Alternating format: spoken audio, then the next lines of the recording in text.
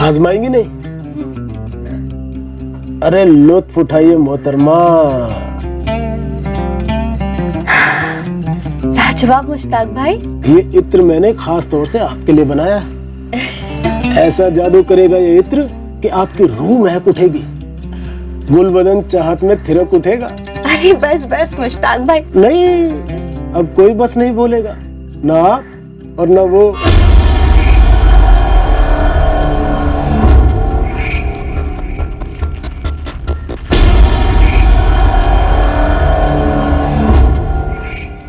दुनिया में हर मर्ज की दवा है और उस दवा का नाम है मुश्ताक। जिंदगी में जब भी तकलीफ हो ना, बिना तकल्लुफ के मेरे पास आ जाना। बंदा बनाई खिदमत के लिए है। जी मुश्ताक भाई, आदाब। आदाब।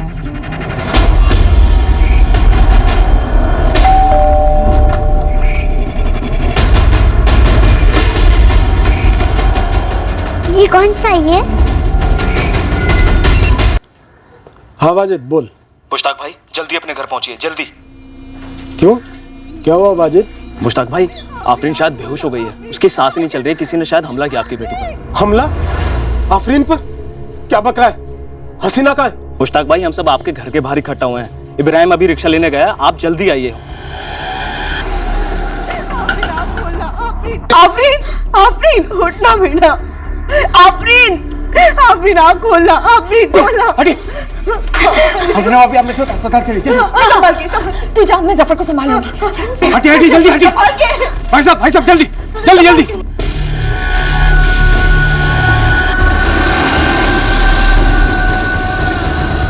डॉक्टर, नर्स, कोई है? मैडम देखिए, बच्ची की सांस रुक गई है मैडम, डॉक्टर को बुलाइए जल्दी। बच्ची तो मर चुकी है। जी डॉक्टर, मुझे बाहर देखते ही लगा था। ये कौन सा है? बोलिए ना कौन सा है?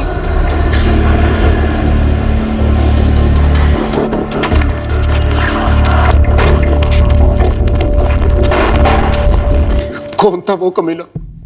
मेरी मासूम बच्ची को किसने मार डाला? किसी को पता नहीं मुश्ताक भाई। जब हसीना भाभी चिल्लाई तो हम सब इकट्ठा हुए। हमको तो वही लगा था कि आफरीन की सांसें रुक चुकी हैं। मुझे कुछ नहीं पता ये सब कैसे हुआ। हसीना जी, हुआ क्या था? आप घर पर थी, बच्ची घर पर थी, दरवाजे पर कौन आया था? आफरीन को दरवाजा क्यों खोलना पड़ा? हसीना, तुम उस वक्त क्या कर रही थी? मैं कपड़े धो रही थी जी।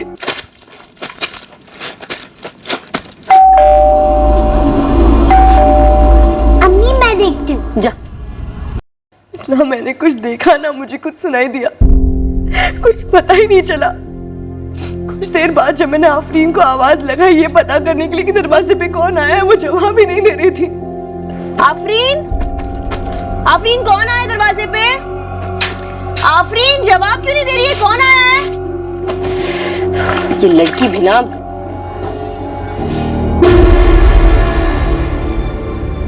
आफरीन, आफरीन, आफरीन बेटा उठ, क्या हो गया तुझे? आफरीन, आफरीन, आफरीन, क्या हो गया तुझे? मैं चिल्लाती रही लेकिन आफरीन एकदम खामोश थी, बेहोश। हसीना भाभी की आवाज से ही हम सब इकट्ठा हुए।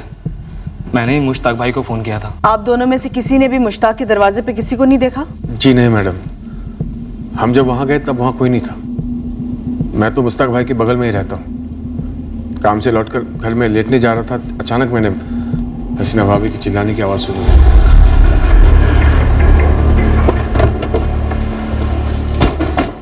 साहब, ये है मुश्ताक भाई का घर। यहाँ मैडम, आफरीन यहीं गिरी हुई थी। हसीना भाभी आफरीन को गोद में लेकर यहाँ बहुत रो रही थी, चिल्ला रही थी बहुत। हसीना और मुश्ताक का एक और भी बच्चा है ना? जी मैडम, जफर नाम है उसका, 2 साल का है। यही नाजिया भाभी के साथ है, इब्राहिम भाई की बीवी। साहब दोपहर का वक्त था, सब खा पी के सुस्ता रहे थे। कोई भी अपने घर के बाहर नहीं था। किसी ने नहीं देखा कि मुश्ताक के घर पे कौन आया था? देखा होता तो जरूर पकड़ लेते साहब। और साहब आफरीन चिल्लाई तक नहीं कि किसी को कुछ सुनाई देता। वरना हम तो यहीं सामने रहते हैं। किसी को कुछ सुनाई भी कैसे देता साहब, जब घर के अंदर आफरीन की अम्मी हसीना तक को कुछ सुनाई नहीं दिया।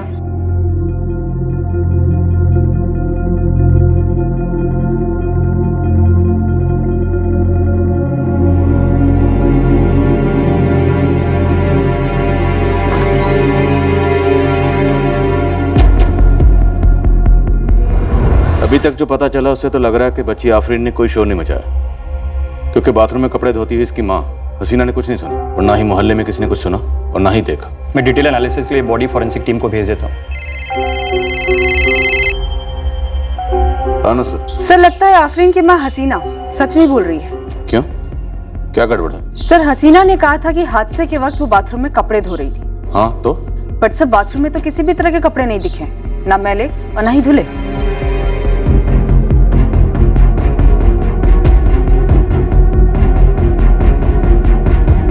सर बाथरूम तो एकदम सूखा पड़ा है और तार पे सारे कपड़े भी सूखे पड़े हैं। तो फिर हसीना से ही पूछते हैं कहाँ है वो कपड़े जो वो धो रही थी। कौन आया था हसीना? सच में तुमने कोई आवाज नहीं सुनी?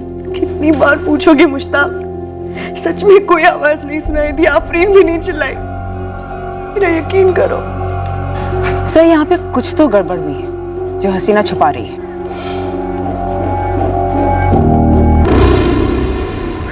वो सीसीटीवी यहाँ जो भी आया गया होगा, अगर आया था तो सीसीटीवी में जरूर कैप्चर हुआ होगा। वो तो इब्राहिम भाई का घर है साहब। जी वो सीसीटीवी मेरे शौहर ने लगवाया है। ये सीसीटीवी की रिकॉर्डिंग कहाँ रहती नाजिया? जी वो तो सोहेल के अब्बू को ही पता होगा। 8 साल की मासूम बच्ची आफरीन की मौत का केस अब सर के बल उलटने वाला था।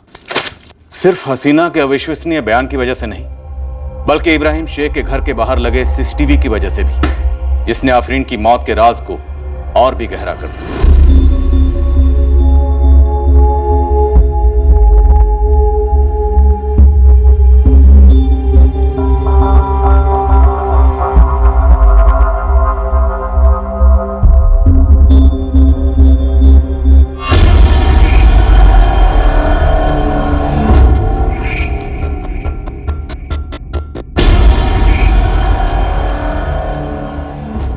इब्राहिम के बीच के 28 मिनट का फुटेज कहाँ गया?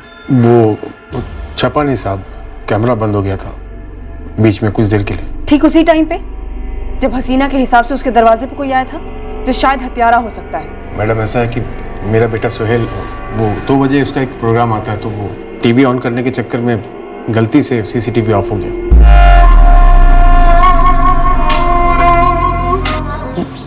मैडम सोहेल से अक्सर ऐसी गलती हो जाती है। जैसे ही हसीना भाभी चीखी तो आवाज सुनकर मैं बाहर आया तो देखा कि सीसीटीवी ऑफ हो गया। क्या हो गया तुझे? सुनाई नहीं दे रहा तुम्हें? कैसी आवाज? ये तो हसीना भाभी की आवाज है। सोहेल तूने फिर से सीसीटीवी ऑफ कर दिया? गलती हो गई अब्बू। करते क्या हो तुम इब्राहिम? कारपेंटर हूँ साहब। रोज दोपहर काम से घर आते हो? हाँ ज़्यादातर आता हूँ मैडम, खाना खा के सो लेता हूँ, फिर शाम को चाय पी के चले जाता हूँ, फिर रात को लौटता हूँ। फिर भी हमें सीसीटीवी फुटेज चाहिए। जी साहब, जो भी है वो निकलवा के देता हूँ साहब। सर साधारण आमदनी का कारपेंटर और घर के पास सीसीटीवी कैमरा? हाँ अजीब तो है। और इस बच्ची की माँ हसीना का बयान भी झूठ मालूम हो रहा है। तुम सही कह रही थी नुसरत, यहाँ कुछ बहुत बड़ी गड़बड़ है।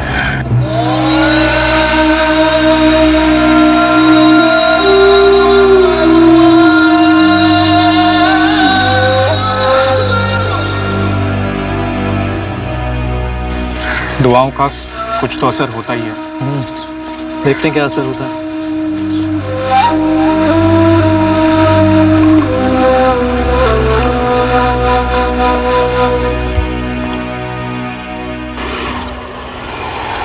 हसीना सैयद, हमें गीले कपड़े ना तो तुम्हारे घर के बाथरूम में मिले हैं और ना ही तार पर।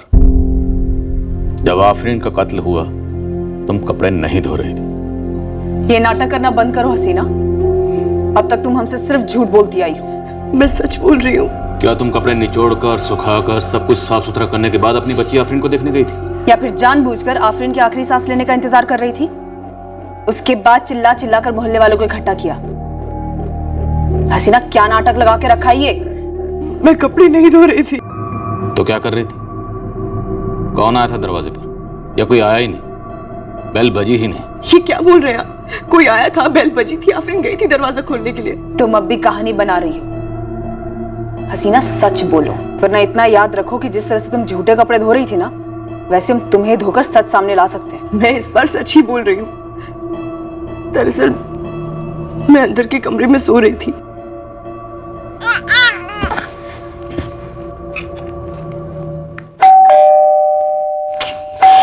आफरीन, जरा देख दरवाजे पे कौन है। अम्मी, मैं गुड्डा गुड्डी के लिए खाना पका रही हूँ, मैं अभी नहीं जाऊंगी। हाँ तो रोक देना 2 मिनट, जा जाकर देख क्या कौन आया दरवाजे पे, जा। मैं गहरी नींद में थी साहब। आफरीन को दरवाजा खोलने के लिए भेजकर फिर से सो गई थी। कुछ 5 मिनट बाद मेरी आंख खुली तो देखा आफरीन नहीं थी। आफरीन, आफरीन कौन आया दरवाजे पे? आफरीन, आफरीन जवाब क्यों नहीं दे रही है? लड़की भी ना परेशान करके रखा है। आफरीन, हाँ आफरीन, आफरीन क्या हो गया तुझे? आफरीन, पहले कहा कि कपड़े धो रही थी, अब कह रही हो कि सो रही थी। क्या वाहियात कहानी! इतनी गहरी नींद कि तुमने अपनी 8 साल की बच्ची की आखिरी चीखें तक नहीं सुनी। ये गहरी नींद नहीं, गहरी साजिश है। नहीं साहब, ठीक ऐसा ही हुआ था। देखो हसीना, तुम्हारी पकाई दोनों कहानियां ना एकदम फीकी है। हम नमक मिर्च लगाकर असली कहानी भी बाहर निकाल सकते हैं। एक और मौका देते हैं। सच सच बताओ। मैं सच ही बोल रही हूँ। मैं दरअसल डर गई थी कि मेरे शौहर मुझ पर बरसेंगे कि आफरीन को दरवाजा खोलने के लिए मैंने क्यों भेजा, इसलिए तब मैंने झूठ बोला था। लेकिन अब सच बोल रही हूँ। सच तो तुम अब भी नहीं बोल रही। कोई बेल बजी नहीं, दरवाजा खुला ही नहीं, तुमने खुद अपने हाथों से आफरीन का गला घोटा। आप क्यों मुझ पे इतना भद्दा इल्जाम लगा रहे हैं? मैं अपनी बेटी की जान क्यों लूंगी? ये तुम हमें बताओगी। तुम्हारा पड़ोसी इब्राहिम शेख, उसे घर के बाहर सीसीटीवी कैमरा क्यों लगाए? मुझे क्या मालूम? वो सीसीटीवी कैमरा उसी वक्त बंद क्यों हुआ जिस वक्त आफरीन का कत्ल किया गया? मुझे नहीं पता ये सब। सब पता है तुम्हें। इब्राहिम ने जानबूझकर वो सीसीटीवी बंद किया ताकि सबूत ना रहे। किस सबूत के बारे में बात कर रही है? क्या बोल रहे हैं आप लोग? तुम बोलो हसीना, क्या चल रहा है तुम्हारे इब्राहिम के बीच में? तुमने और इब्राहिम ने मिलकर नाटक रचा था ना। असल में तुम्हारे घर के बाहर कोई आया ही नहीं था। ये झूठ पकड़ा ना जाए इसीलिए सीसीटीवी कैमरा एंड टाइम पे बंद किया गया। क्या पकड़ा है तुम्हारे इब्राहिम के बीच में? कुछ नहीं, कुछ भी नहीं। पर आप लोग ख्याली खिचड़ी पका रहे हैं। रत्ती भर का लिहाज नहीं है कि आप एक माँ से बात करें जिसकी बेटी का भी कत्ल हुआ है। इस बात को समझते हैं आप लोग? मुझे भी ऐसा ही लग रहा है कि हसीना ने किया होगा। जब पुलिस वाले पूछताछ कर रहे थे हम लोगों को तभी बता देना चाहिए था। तो अभी बता देते हैं ना, मोहल्ले से बाहर कर देते हैं उस चुड़ैल हसीना को। और ये नाजिया के घर का क्या माजरा है? उसके शौहर इब्राहिम ने सीसीटीवी क्यों लगाया और वो एन वक्त पर बंद कैसे हो गया? सॉरी अम्मी। चुप, सॉरी के बच्चे। अगर किसी ने पूछा तो क्या बोलेगा? क्या बोलूं? आप ही बोलो। यही बोलना कि सीसीटीवी का स्विच तूने बंद किया था, समझा? कभी भी कोई भी तुझसे कुछ पूछे सिर्फ यही बोलना। जी अम्मी, लेकिन गलती से हो गया था, मुझे पता ही नहीं चला।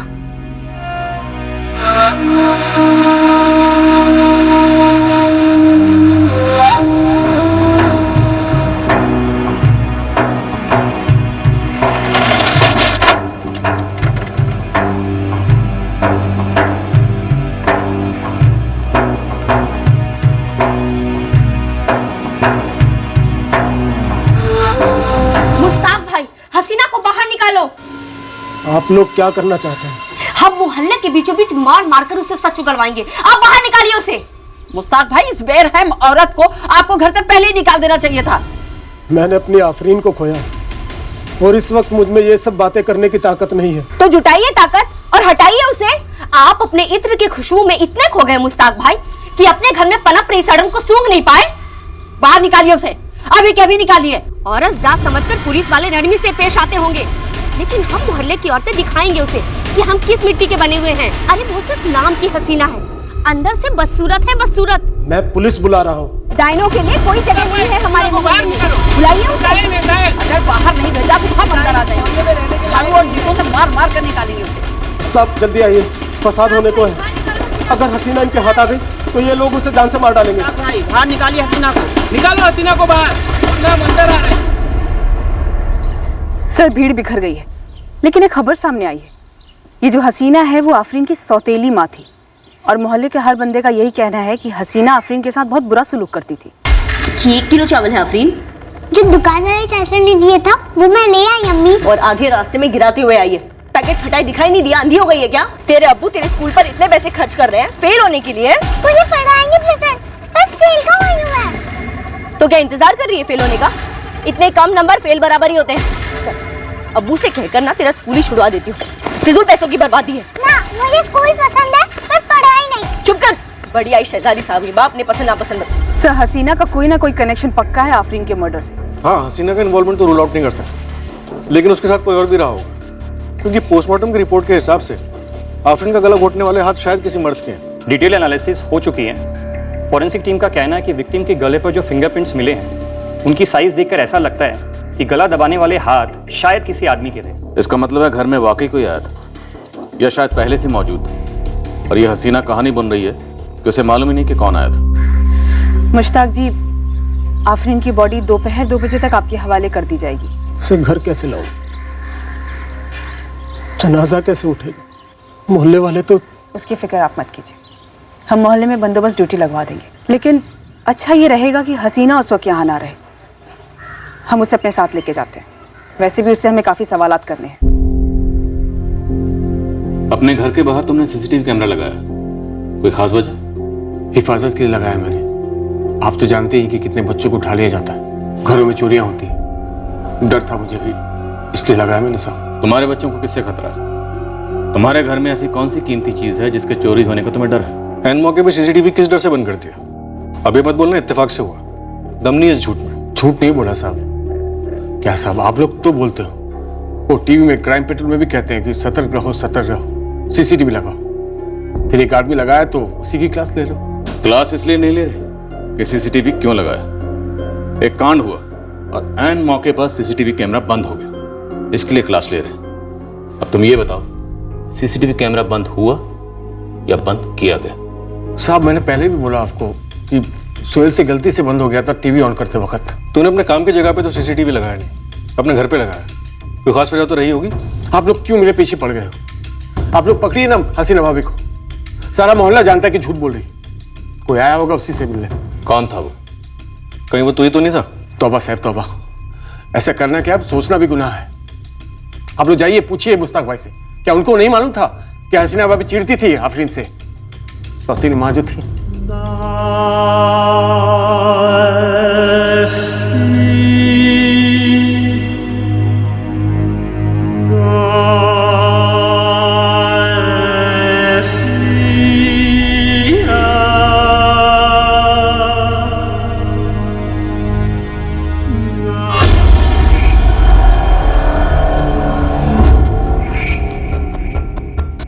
आफरीन मेरे पेट से नहीं जमी, इसलिए मोहल्ले वाले मुझे डायन और न जाने क्या क्या कह रहे हैं। बलि का बकरा बना रहे ये लोग मुझे मैडम।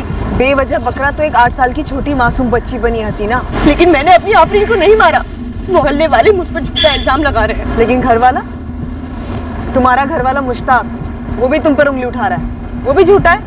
मैं जानना चाहता हूँ कि हसीना ने क्यों मार डाला मेरी नन्ही सी बच्ची को। हसीना को तोड़ तोड़ कर सब सच उगल गई। मैं ही अंधा था जो अब तक अंधा बना रहा। नन्ही सी बच्ची मेरी परी बलि चढ़ गई हसीना की साजिश में।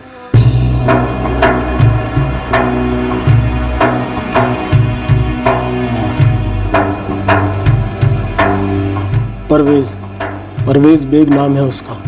उसी के साथ मिलकर मेरी बीवी हसीना ने ये साजिश की है। कौन है ये परवेज बेग? कभी दोस्त हुआ करता था मेरा, लेकिन मैं ही मिला उसे पीठ में खंजर भोंकने के लिए। मुश्ताक जी जरा खुल के बताएंगे, इस परवेज बेग का आफरीन के मर्डर से क्या ताल्लुक है? आपकी बीवी से इसका क्या ताल्लुक है? और आपको क्या लगता है उस दिन ये खुद आपके घर आया था या फिर इसे बुलाया गया था? परवेज ही हसीना को मेरी जिंदगी में लेकर आया था 4 साल पहले, लेकिन तब मुझे पता नहीं था कि ये एक चाल थी।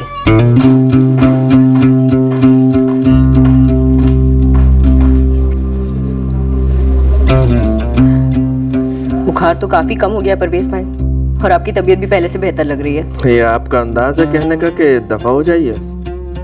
कोई ना, चले जाते हैं। हम तो चाहते हैं सब यहाँ से जल्द चले जाएं, पर ठीक होकर।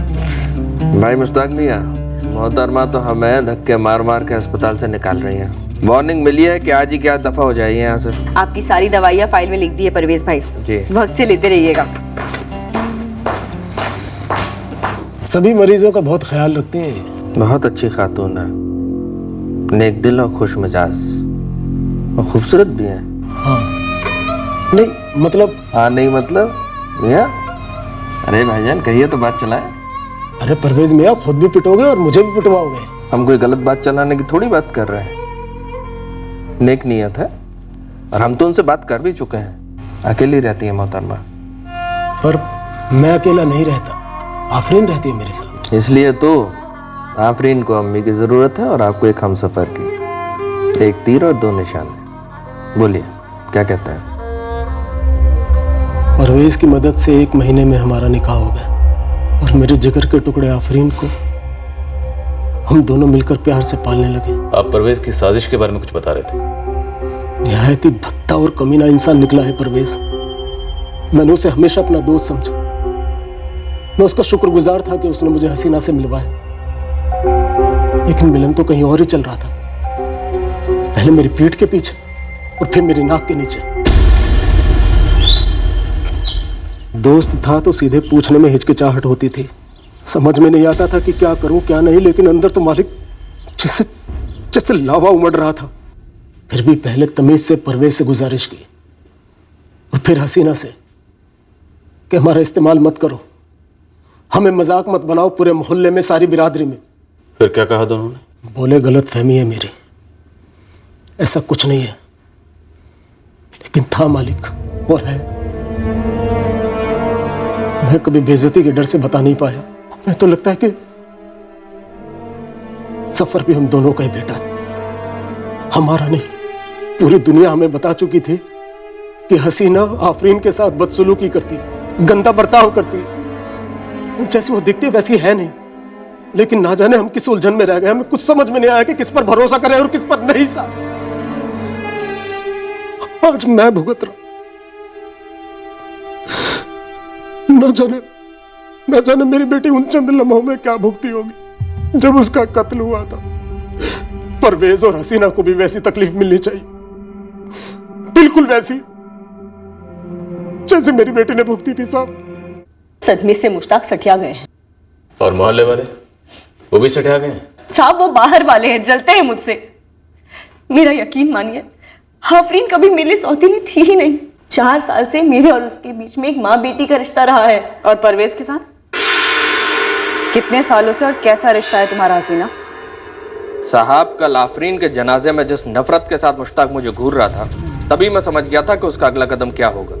ठीक वही हुआ, पर मुझ पे लगाया इल्जाम बेबुनियाद है। इल्जाम लगा तो है परवेज, अब तुम खुद तशरीफ लाओगे या हम आए तो मिलेंगे, और भागने की तो सोचना भी मत। साहब भदोई मंडी में मेरी सालों से कालीन की दुकान है, तो भागने वागने का तो कहीं सवाल ही पैदा नहीं होता। मेरे कालीनों की तरह मेरा दामन भी बेदाग है। मैं भी पहुंचता हूं आपके पास थाने। साहब बीवी पे शक मुश्ताक को था, ठीक है? आगे बोलो शफाक। तो फिर मुश्ताक की जगह बगल में रहने वाले इब्राहिम ने सीसीटीवी क्यों लगाया था? शायद मुश्ताक ने उससे कहा इन दोनों की आपस में कोई सेटिंग हो। लेकिन ऐन मौके पे सीसीटीवी तो बंद पड़ गया था इब्राहिम का। हम इस बच्चे सोहेल से भी बात करने वाले, लेकिन है तो बच्चे ही, डर और दबाव में होगा। ये सारा खेला इब्राहिम का लग रहा है, कोई अलग सा प्लान, या फिर मुश्ताक का, या फिर हसीना का परवेज के साथ मिलकर। अशफाक एक काम कर, अंदर तक घुस। यहाँ कुछ भी सीधा नहीं लग रहा है। उस बच्ची आफरीन की असली माँ कौन थी इसका पता लगा, उसके साथ क्या हुआ था, सब कुछ। ये मुश्ताक जो भी कहानी पेलेगा अपने फायदे के लिए पेलेगा, और इस इब्राहिम कारपेंटर का पूरा चिट्ठा निकला।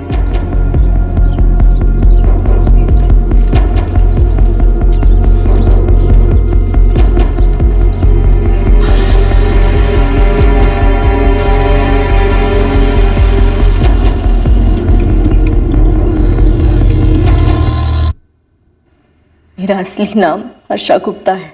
तो परवेज ने तुम्हें हसीना बनाया और तुमने मुश्ताक को फंसाया। जी नहीं, मेरी पहली शादी टूट चुकी थी, मैं अकेली थी। मुझे मुश्ताक अच्छा लगा, वो कमाता भी अच्छा था। परवेज को मैं परवेज भाई बोलती हूँ, भाई। उन्होंने बस हम दोनों को मिलवाया, बाकी सब कुछ हमारी मर्जी से ही हुआ है। मैं हर्षा से हसीना बनी, अपना नाम बदला, अपना धर्म बदला, मुश्ताक से निकाह किया। आफरीन को अपनी सगी बेटी से भी ज्यादा प्यार दिया, अपनी बेटी समझकर उसकी परवरिश की। हाँ, मोहल्ले की दूसरी औरतें तुम्हारी मिसालें देती हैं कि माँ हो तो हसीना जैसी। खाने मारना कितना आसान होता है ना मैडम। एक बच्ची मारी गई है जिसे तुम आए दिन थप्पड़ मारती थी, ये झूठ है? झूठ ये है कि आए दिन मारती थी। जब माँ सौतेली होती है ना, तो 4 साल में 6 बार भी हाथ उठाए ना तो आए दिन हो जाता है। हर किसी को सौतेला हाथ नजर आता है, माँ का हाथ किसी को नजर ही नहीं आता। आफरीन तुम्हारे और जफर के रास्ते में आ रही थी, ये भी झूठ है? पूरी तरह झूठ है। मुश्ताक तो जफर को इस दुनिया में आने ही नहीं दे रहा था।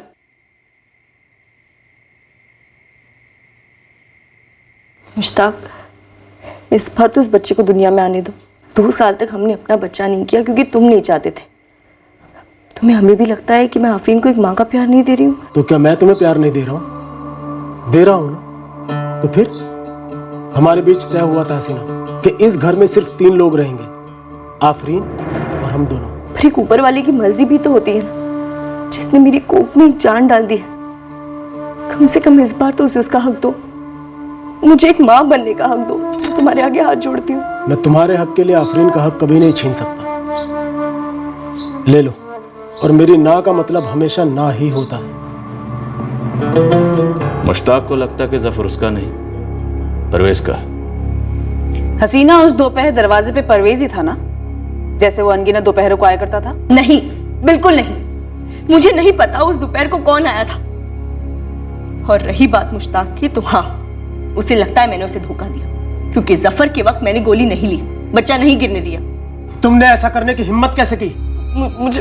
मुझे एक बार माँ बनना है जी। लेकिन मुझे आफरीन के अलावा किसी का बाप नहीं बनना है।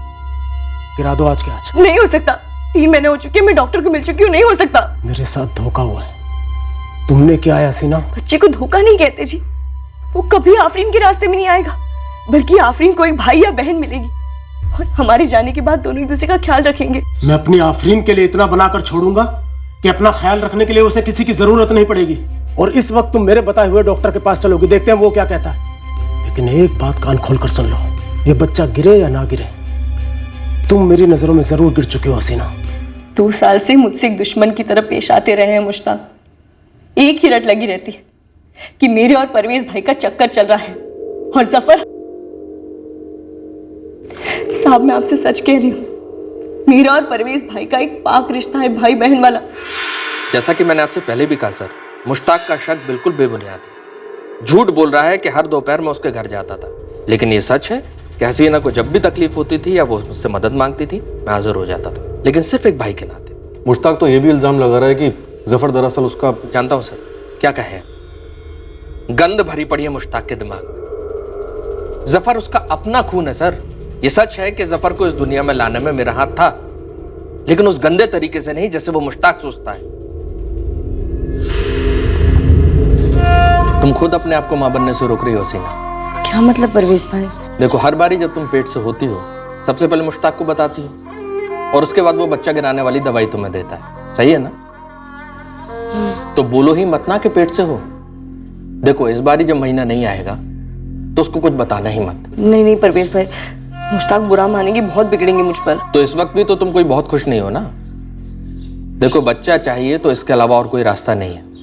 मसला तुम्हारा है, हल भी तुम्ही को ढूंढना होगा। सर, किसी जोड़े के निजी मामलों में दखल देना किसे पसंद आता है? बहन मानता हूं हसीना को, इसलिए सलाह दी थी। बाकी मेरी अपनी निजी जिंदगी है, शादी है जिसमें मैं बहुत खुश हूं। आफरीन की मौत से सबसे ज्यादा फायदा किसका है परवेज? अगर आपको लगता है हसीना को, तो गलत सोच रहे हैं आप। मुश्ताक को इतना सीधा आदमी समझते हैं? अगर आफरीन को मारकर जफर और हसीना को सब कुछ इतनी आसानी से मिल जाता, तो आफरीन की अपनी सगी मां लुबना यूं ही छोड़ देती मुश्ताक को। आफरीन की मां लुबना कहाँ है इस वक्त? नहीं जानता साहब, क्योंकि मुश्ताक और लुबना जब साथ में रहते थे तब मेरी मुश्ताक से दोस्ती नहीं हुई थी। लेकिन एक बात कह सकता हूं सर, मुश्ताक उन आदमियों में से तो कतई नहीं है जो किसी एक औरत की बेवफाई से पूरी तरह पिघल जाता। जब मैं सोच रही हूँ तो मुझे ऐसा लग रहा है ऐसा भी तो हो सकता है कि आफरीन को इसलिए मार डाला ताकि सारा इल्जाम मुझ पे आ जाए और मैं रास्ते से हटा दी जाऊं। क्यों? तुम किसके रास्ते का कांटा हो हसीना? साहब मुश्ताक मुझसे नफरत करता है। पर वो अपनी बेटी से प्यार करता था। तुम्हें रास्ते से हटाने के लिए वो अपनी सगी बेटी की जान क्यों लेगा? साहब मुश्ताक के लिए मैंने अपना धर्म बदला, उसके घर को संभाला, बेटी संभाली, उसकी शकी मिजाज को झेला, पर हुआ क्या?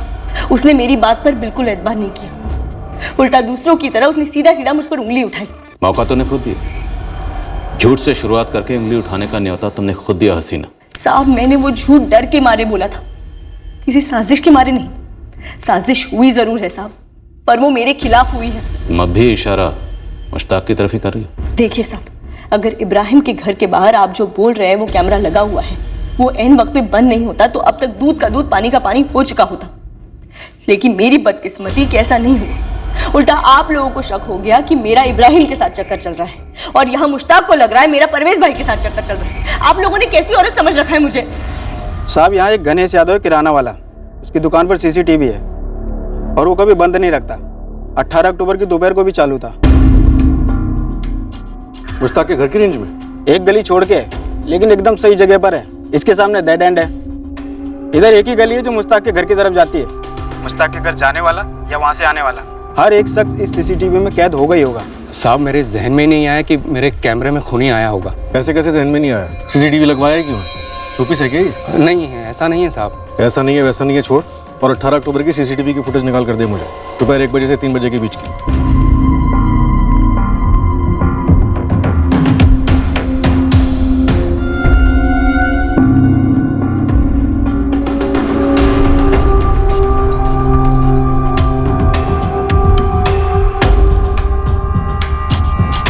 भरी दोपहर में हाजिर रुमाल, कंधे पर नहीं, चेहरा लपेटा हुआ। और सर सीसीटीवी की रेंज में आते ही चेहरा ढका गया। सर देखते ही ये बाहर कैसे जाता है।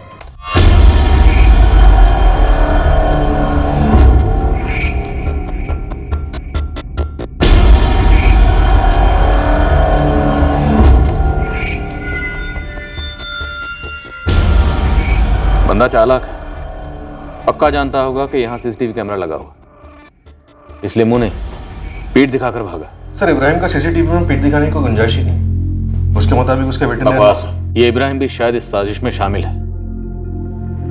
पीठ से सिर्फ हाइट का अंदाजा लगाया जा सकता है। ये शख्स कौन है यकीन से कुछ भी कहना मुश्किल है। बट सर एक बात तो तय है, ये शख्स जो भी है ये हसीना या मुश्ताक या फिर दोनों के जान पहचान का है। मोहल्ले में पहले आता जाता होगा, मुश्ताक के घर आया होगा, शायद इसी बस्ती का हो। इस मिस्टर एक्स को हम अपना मेन सस्पेक्ट मानकर चलते हैं। अब इतना तो क्लियर है कि 18 तारीख की दोपहर को मुश्ताक के घर पर कोई आया था। मतलब हसीना झूठ नहीं बोल रही। सर हो सकता है हसीना आधा सच बोल रही है। हो सकता है उसी ने किसी को बुलाया हो। या सर ये भी हो सकता है कि मुश्ताक ने किसी को भेजा हो।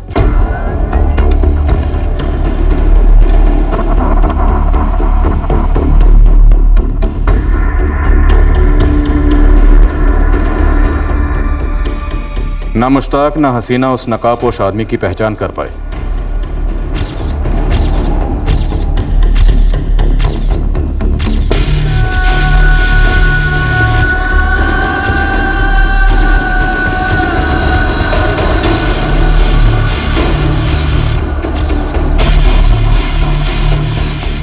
मुश्ताक, परवेज, इब्राहिम, केस से जुड़े हुए सभी आदमियों की ऊंचाई नापी गई।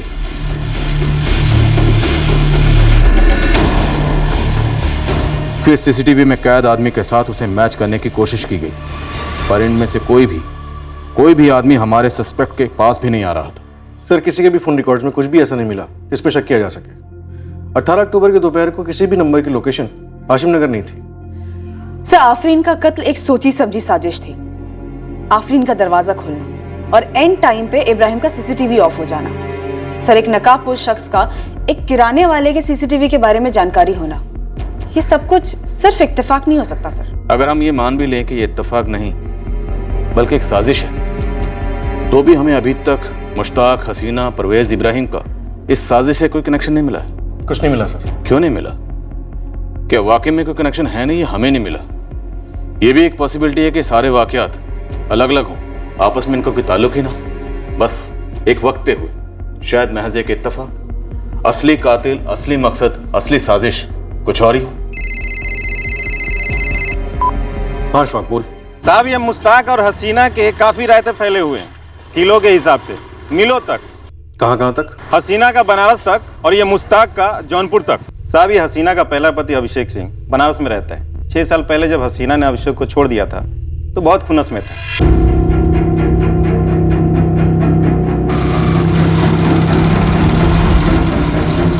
हसीना सैयद तब हर्षा गुप्ता थी, पर उसका अभिषेक से कोर्ट में कोई तलाक वलाक नहीं हुआ। बस एक दिन हर्षा उर्फ हसीना अभिषेक और उसके घर को छोड़कर भाग गई। ये हर्षा उर्फ हसीना के मायके में कौन कौन है? कोई नहीं है साहब। ये हसीना भी बनारस की है। शायद इसका पहला पति अभिषेक बदला लेने आया होगा या किसी को भेजा होगा यहाँ। और मुश्ताक का रहता जौनपुर में? उसकी पहली बीवी रहती है ना वहाँ, लुबना, आफरीन की माँ। ना, वो तो अभी रंगमंच पे आई ही नहीं है, उससे भी पहले वाली। मुश्ताक की सबसे पहली बीवी का नाम कौसर है, जो जौनपुर में रहती है और पान की दुकान चलाती है। अरे कौसर भी, पैसे कौन से भागे जाने? तो पैसे चलकर आ भी तो नहीं रहे मेरे पास। ये पान आखिरी पान था। कल तक मेरा हिसाब नहीं चुकाया ना तो तुम्हारी ये फटफटिया मेरी। कौसर के 2 बेटे हैं, यूसुफ और अफजल। ये दोनों मुश्ताक के? हाँ जनाब, ये दोनों मुश्ताक के ही बेटे हैं। तो ये हसीना दरअसल मुश्ताक की तीसरी बीवी है? हाँ मैडम, लेकिन इस रायते की रेसिपी समझने के लिए आपको लिख के रखना होगा। ये हर्षा उर्फ हसीना मुश्ताक की तीसरी बीवी है, लेकिन शादी चौथी है। उसकी पहली बीवी थी कौसर जौनपुर में, जिससे यूसुफ और अफजल हुए, जो मैंने अभी आपको बताया। फिर आई लुबना से आफरीन हुई। लुबना से तलाक के बाद आफरीन को मुश्ताक ने अपने पास रख लिया। फिर उसने अपनी पहली बीवी कौसर से फिर से निकाह किया दूसरी बार, और कौसर को फिर से तलाक दिया दूसरी बार। बिल्कुल दुरुस्त साहब। फिर हर्षा आई, जो हसीना बनकर इसकी तीसरी बीवी बनी, लेकिन शादी चौथी थी। एक 8 साल की मासूम बेगुनाह बच्ची को मारकर कोई क्या साबित करना चाहता था? क्या अभिषेक हर्षा और हसीना को फंसाना चाहता था, या फिर कौसर मुश्ताक को कोई जख्म देना चाहती थी? कौसर के पास कोई वजह थी? किलो के हिसाब से साहब, ये जो कौसर है रंगमंच या फिल्म के किरदार से कम नहीं है। मुश्ताक और कौसर ने 2 बार शादी की, 2 बच्चे किए, 2 बार तलाक ली।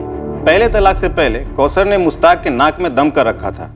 एक बार तो कौसर ने मुश्ताक को जेल भी भिजवाया था। अब देखती जा कौसर, अगर तेरी जिंदगी बर्बाद नहीं की ना तो मेरा नाम भी मुश्ताक नहीं। तो फिर तो तू अपना नाम बदल ही ले, क्योंकि तू कुछ करे और मैं उसका जवाब सूद समेत ना दूं तो मेरा नाम भी कौसर नहीं। साहब ये तो था 13 साल पहले का राय था, लेकिन हाल ही में 4 महीने पहले मुश्ताक ने कौसर से फिर से पंगा ले लिया। कैसा पंगा? जौनपुर वाला मकान बेच के, जिसमें कौसर अपने दोनों बेटों के साथ रहती थी, वो भी कौसर को बिना बोले। मेरा घर है कौसर, किसी को बेचूं या खैरात में दूं मेरी मर्जी। तू कौन होती है बीच में बोलने वाली? अरे तेरे 2 बच्चों की अम्मी हूँ मैं वो हूँ जिसे तू एक दमड़ी नहीं देता घर के खर्च के लिए, और ऊपर से सर से छत छीन रहा है। अब तू देख मैं तेरे से क्या छीनती हूँ। बर्बाद कर दूंगी तुझे। पागल कुत्ते की तरह घूमेगा, ऐसी हालत ना की ना मैंने तो मेरा नाम भी कौसर नहीं। तो ये है पूरे फैले हुए रायते की हिस्ट्री साहब। इस मर्डर में कौसर और मुश्ताक के दोनों बेटे यूसुफ और अफजल भी शामिल हो सकते हैं। इन लोगों के आपस में मिले, फैले और खट्टे पड़े रायते की वजह से एक 8 साल की मासूम बेगुनाह बच्ची की जान चली गई। सर आफरीन मुश्ताक की कमजोरी थी, उसकी दुखती रग थी। कहीं ऐसा तो नहीं कि मुश्ताक को ठेस पहुंचाने के लिए आफरीन की जान ले ली गई हो? ये ठेस मुश्ताक को ही पहुंचानी थी, या फिर हसीना को, जिस पर बुरी सौतेली मां होने का ठप्पा पहले से लग चुका था? या फिर क्या ये सारा कुछ एक साजिश थी, एक चाल थी इन्हीं दोनों की, जिसका मकसद अभी सामने नहीं आया था? हम इस केस में अब भी अंधेरे में हाथ पैर मार रहे थे, और हाँ, तहकीकात के नए एंगल्स भी खुल रहे थे। अभी भी एक ऐसी औरत थी जिस तक पहुंचना बेहद जरूरी था, और हम पहुंचे नहीं थे।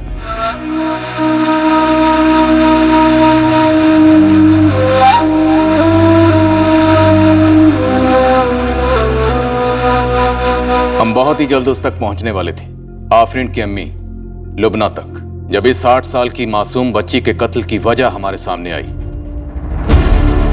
जौनपुर की एक टीम मुश्ताक की पहली बीवी कौसर और उसके बेटे यूसुफ और अफजल से सवालात करने के लिए निकली। दूसरी टीम बनारस में एक्टिव की गई, हसीना उर्फ हर्षा गुप्ता के पहले पति अभिषेक सिंह तक पहुंचने के लिए। कौसर? नहीं साहब, कौसर आफरीन के कत्ल के पीछे कैसे हो सकती है? मुझे यकीन नहीं हो रहा है। हमारे लिए भी अभी तक इस केस में किसी पर भी यकीन करना मुश्किल रहा है, आप पर भी। लेकिन मैं क्यों झूठ बोलूंगा? बेटी मेरी मारी गई है, सगी बेटी, सौतेली नहीं। और मुझे समझ में नहीं आ रहा है कि आप हसीना को छोड़कर कौसर के पीछे क्यों पड़े हैं? मैंने कौसर का बस नाम सुना है, ना मैं उसे जानती हूँ ना ही उसे कभी मिली हूँ। अभिषेक सिंह को जानती हो? मिली हो या मिली हुई हो? अब मेरा पहला पति कहाँ से आधमका इन सब में? उसी तरह से आधमका जिस तरह से आफरीन का हत्यारा तुम्हारे दरवाजे पे आधमका था। मेरा अभिषेक सिंह से अब कोई रिश्ता नहीं है। लेकिन रिश्ता खत्म भी तो नहीं किया था तुमने, अधूरा छोड़ के भाग गई थी। सुना अभिषेक तुम्हारी काफी वक्त तक तलाश में था, रिश्ता तो था ना? वो रिश्ता नहीं, नरक था।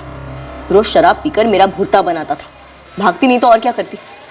और आप उस सालों पुरानी बात को इस कत्ल से जोड़ रहे हैं, अजीब है। हसीना, क्या ये अजीब नहीं है कि आफरीन के कत्ल के वक्त इब्राहिम के घर के बाहर का सीसीटीवी कैमरा एंड टाइम पे ऑफ हो गया? इसके लिए मैं कैसे जिम्मेदार हूँ? एक और चीज अजीब है, कातिल को कैसे पता चला कि आफरीन ही दरवाजा खोलेगी?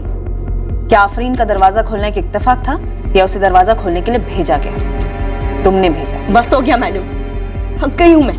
वही सवाल, वही शक, वही बेहुदा इल्जाम। मैं बस अपने जफर के साथ अब अकेले रहना चाहती हूँ। मुझे अपनी जिंदगी में कोई मर्द नहीं चाहिए, खास करके मुश्ताक तो बिल्कुल नहीं। मैं बस यहाँ से कहीं दूर चले जाना चाहती हूँ। भदोई छोड़कर तुम तब तक कहीं बाहर नहीं जाओगी जब तक कि आफरीन का असली हत्यारा लॉकअप के अंदर नहीं होता। लुबना का है आफरीन की असली माँ। हाँ, असली या नकली नहीं होती, जो पालती है वो माँ होती है। और मुझे नहीं पता कि लुबना कहाँ है। कौसर की तरह ना ही मैं उसे जानती हूँ ना ही उससे मिली हूँ। 6 साल पहले आखिरी बार लुबना से फोन पर बात हुई थी, तब वो कानपुर में थी। लुबना का कोई रिश्तेदार यहाँ है बदोही में? जी नहीं साहब, पर आप गलत लोगों पर शक कर रहे हैं साहब। लुबना आफरीन को आखिर क्यों मारेगी? उसने उसे अपने पेट से जना है और कौसर तो यहाँ है ही नहीं। आप अपनी पहली 2 बीवियों की बड़ी हिमायत कर रहे हैं और आफरीन के कत्ल का इल्जाम सिर्फ हसीना पर डाल रहे हैं। ऐसा लगता है जैसे आप जानते हैं कि कातिल कौन है। ये आदमी कौन है? ये तस्वीर देखकर तो इसकी अम्मी भी नहीं पहचान सकती कि यह है कौन। लेकिन इतना जरूर कहूंगा कि जो कोई भी है उसे परवेज और हसीना ने ही भेजा होगा। इब्राहिम के घर के बाहर सीसीटीवी कैमरा आपने लगवाया था? मैं ऐसा क्यों करूंगा भला? हसीना पर नजर रखवाने के लिए। नजर उस पर रखी जाती है जिस पर शक हो। परवेज और हसीना का चक्कर चल रहा है, इसका मुझे पूरा यकीन है। यकीन तो आपको इस बात का भी है कि कौसर आफरीन का कत्ल नहीं करवा सकती।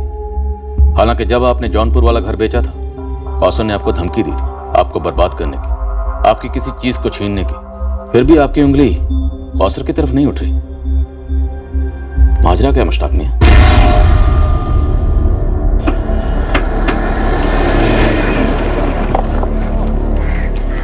कौसर सैयद।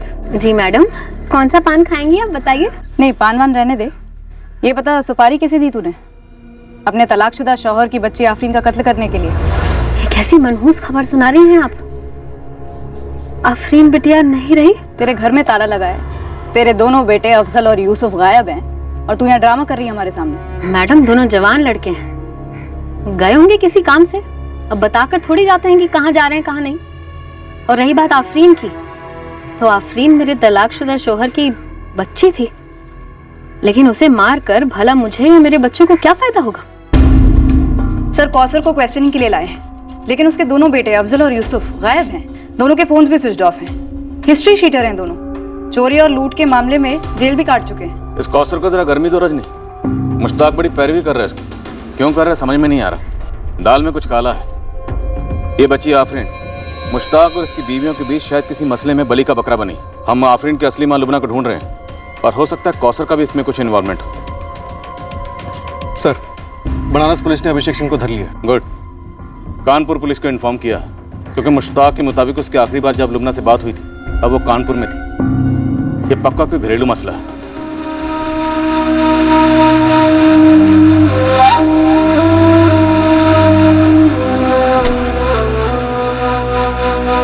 जय हर्षा हसीना बन गई भदोही में। वाह, रे को शादी भी कर ली, क्या बात है। 6 साल पहले पागलों की तरह ढूंढा था हर्षा को मैंने, मतलब हसीना को। और ढूंढने के बाद क्या खुद गया था भदोही उसे मारने और गलती में या गुस्से से बच्ची को मार डाला? या तेरे आदमी ने यह कांड किया? जब वो भागी थी ना तब पता चलता कहाँ है, तो जरूर उसे ढूंढ के लेकर आता। पर तो वो मुझे मिली ही नहीं। ये हर्षा हसीना बन गई, उसकी सौतेली बेटी थी, खुद का दूसरा बच्चा है आज। ये सब तो मैं आप लोगों से सुन रहा हूँ। और कोई 8 साल के बच्चे पर क्या दुश्मनी निकालेगा?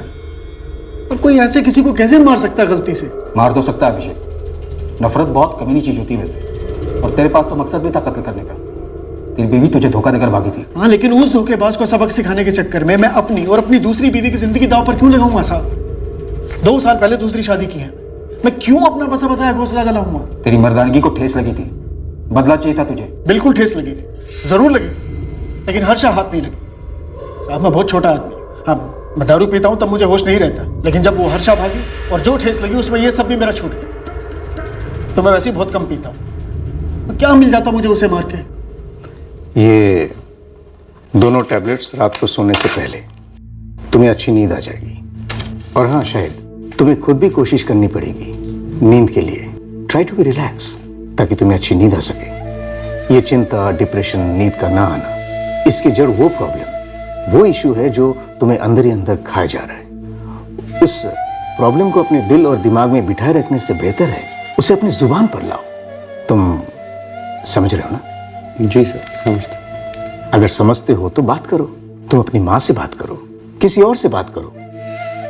तुम चाहो तो मुझसे बात कर सकते हो जब भी तुम्हारा दिल करे।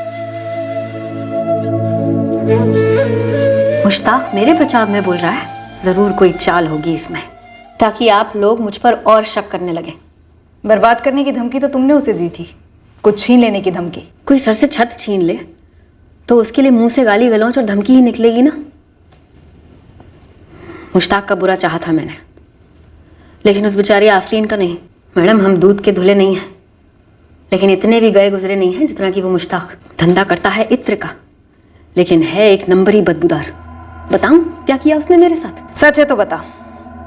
अगर झूठ साबित हुआ तो मैं तेरे लिए बहुत बुरी खबर साबित होंगी कौसर। मैडम, मेरे लिए तो सबसे बुरी खबर वो लालची मुश्ताक ही था। मेरे अब्बू का खून चूस लिया दहेज के लिए उसने, वो भी अचानक से शादी के 4 साल बाद, 2 बच्चे हो जाने के बाद। तंग आकर मैंने इसी पुलिस स्टेशन में रपट लिखवाई और बंद करवा दिया उसे। दहेज मांगने के चार्ज पर? हाँ हाँ बिल्कुल। अब देखिए ना अपने खातों में, मेरे पास आज भी पर्ची है उस शिकायत की जो मैंने दर्ज कराई थी। तब साले ने मुझे जेल मिलने के लिए बुलाया। मुझे लगा कि सहम गया होगा, अफसोस मना रहा होगा, लेकिन कमीनापन तो देखो जरा। तलाक तलाक तलाक, तेरी इतनी हिम्मत, तूने मुझ पर केस किया, मुझे जेल भिजवाया। अब देखती जा कौसर, अगर तेरी जिंदगी बर्बाद नहीं की ना तो मेरा नाम भी मुश्ताक नहीं। तो फिर तो तू अपना नाम बदल ही ले, क्योंकि तू कुछ करे और मैं उसका जवाब सूद समेत ना दूं तो मेरा नाम भी कौसर नहीं। टूटकर बिखर चुकी थी मैं। अफजल और यूसुफ भी बहुत छोटे छोटे थे और मुश्ताक ने मुआवजे में भी कुछ नहीं दिया। ऊपर से घर पर इतना बड़ा ताला लगाकर गायब हो गया। फिर क्या था? ठान ली थी छोड़ूंगी नहीं मैं। उसी के घर के सामने पान की दुकान डाल ली, उस पर नजर रखने के लिए कि कब वापस लौटता है भगोड़ा। और देखो, जन्म जला 4 साल बाद वापस लौटा भी तो कैसे?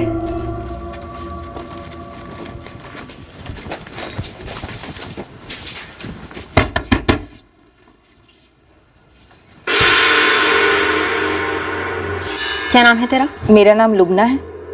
आपकी तारीफ? शरीफों से तारीफ नहीं पूछा करते।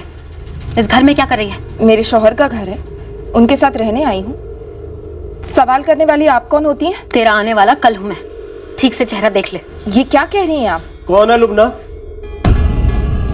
तो मुश्ताक मियाँ हमको छोड़कर एक और निकाह कराए, लेकिन अपनी इस लुबना बेगम को बताया कि नहीं तुमने कि इस शहर में एक नहीं 2-2 बच्चे हैं तुम्हारे, जिनकी परवरिश के लिए तुमने इतने सालों में एक दमड़ी तक नहीं दी।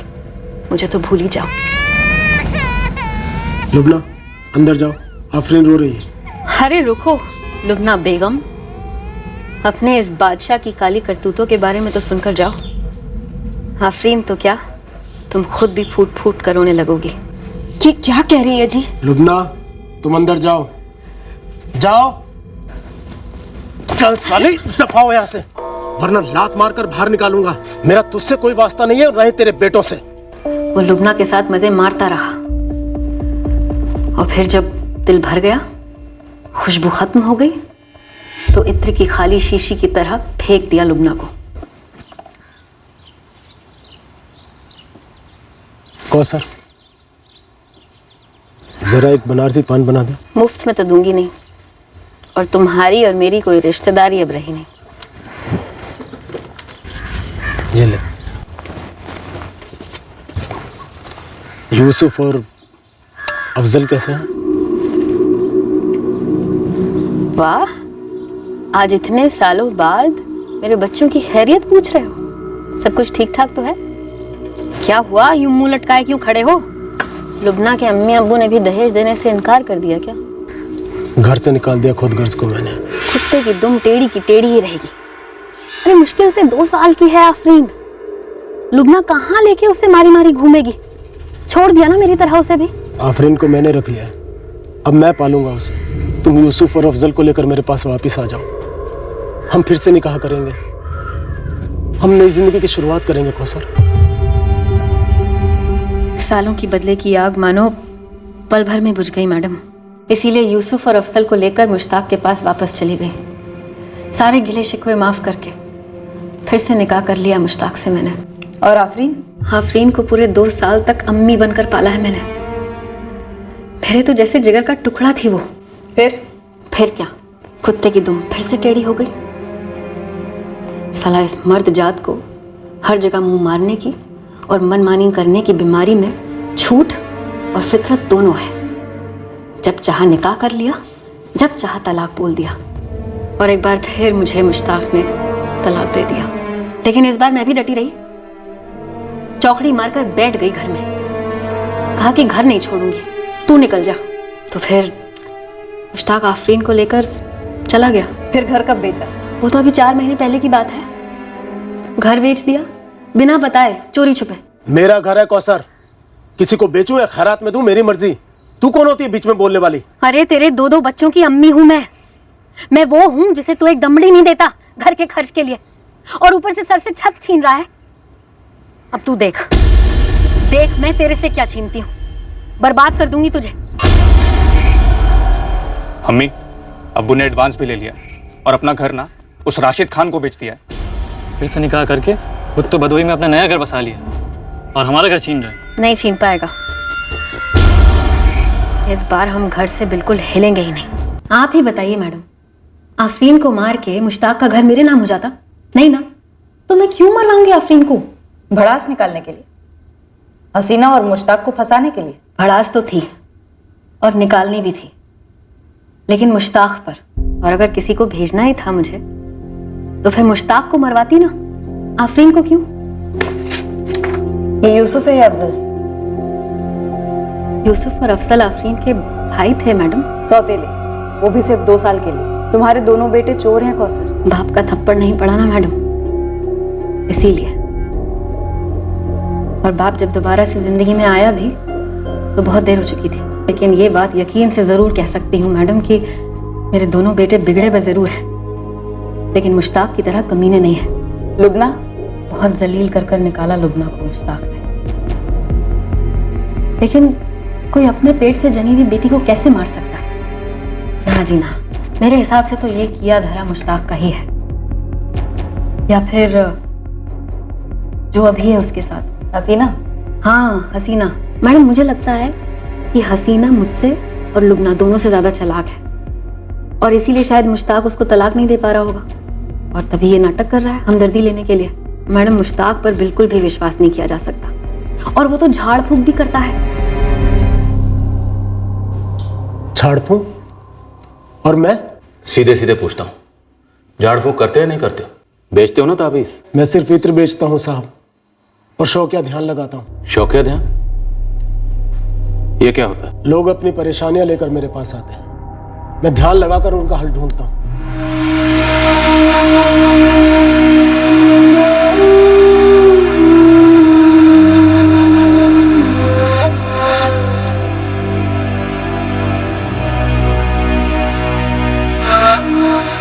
गर्दन दिखाओ। ये ले, अपने बेटे के दाहिने हाथ पर बांध देना, यहाँ बुखार उतर जाएगा और कोई भी शैतानी ताकत तेरे घर आने की हिम्मत नहीं करेगी। ये कोई काला जादू नहीं है साहब, बस दुआ है लोगों की मदद के लिए, उनकी बरकत के लिए। तुम्हारा ये क्या मुराकबा जो भी है, ध्यान लगाओ और बताओ कि आफरीन का कत्ल किसने किया। मैंने आपको बताया तो है, लेकिन आप सुनते ही नहीं। हसीना हसीना हसीना। सुन ली और मान भी ली तुम्हारी बात। अब जरा ये भी बता दो कि उस दोपहर को तुम्हारे घर पर ये जो नकाबपोश आया था, ये कौन है? अगर मेरी इतनी ताकत होती ना तो अपनी बच्ची आफरीन की मौत नहीं देख लेता, बचा नहीं लेता अपनी जान को। छोटा सा आदमी हो साहब, छोटे छोटे मसले जहन में आते हैं, जैसे पढ़ाई, बुखार वगैरह, इससे आगे कुछ नहीं। फिर एक छोटा सा मसला हल कर दो। इब्राहिम के घर के बाहर जो सीसीटीवी कैमरा लगा हुआ है, वो ऐन उसी वक्त बंद क्यों हुआ जिस वक्त आफरीन का कत्ल हुआ? क्या माजरा है? इब्राहिम से दुश्मनी तुम्हारी? क्या छुपा रहा है? इब्राहिम का इससे कुछ लेना देना नहीं है। मैंने आपसे कहा ना कि हसीना ने ही जरूर इस आदमी को भेजा होगा। क्यों? तुम्हारी पहले 2 बीवियों को तुमसे क्या मिल गया? ऊटी कौड़ी नहीं, उल्टा तुमने उन दोनों को बेघर कर दिया। हसीना को तुम्हारी बच्ची को मारकर कौन सा खजाना मिलने वाला था? तो क्या मैंने मार दिया अपनी बच्ची को? सगे बाप ने बिना मां के 2 साल पाला है उसे, जान थी वो मेरी। तो फिर यूसुफ और अफजल क्या थे मुश्ताक मियां? उन्हें तो कौसर ने मुझसे छीन लिया। उन्हें दूध पिलाकर नहीं, जहर पिलाकर बड़ा किया है डायन ने। और जादू और टोना टोटका तो उस हसीना ने किया है आप लोगों पर, जो आप उसकी तरफदारी किए जा रहे हैं। मैंने हसीना से शादी सिर्फ इसलिए की थी कि अपनी बच्ची को माँ का प्यार दे सकूं। इसीलिए हसीना को गोलियां खिला खिलाकर उसे मां बनने के हक से महरूम रख रहे थे। फिर उसकी तरफदारी, जब आप लोगों ने ठान ही लिया है कि मेरी बच्ची के कातिल को पकड़ना नहीं है, तो फिर ये दिखावा क्यों? मुझे भी चढ़ा दीजिए ना फांसी पर। वैसे भी आफरीन के साथ मेरी आधी जान तो निकल ही चुकी है। पर आधी जान तो बाकी है ना मुश्ताक। यकीन करो मेरा, मैं तुम्हारा ये मुराकबा या ध्यान लगाए बिना अपने तजुर्बे से एक बात कह सकता हूं। ये जो तुम्हारा इत्र है ना, इस इत्र में खुशबू नहीं है, बदबू है।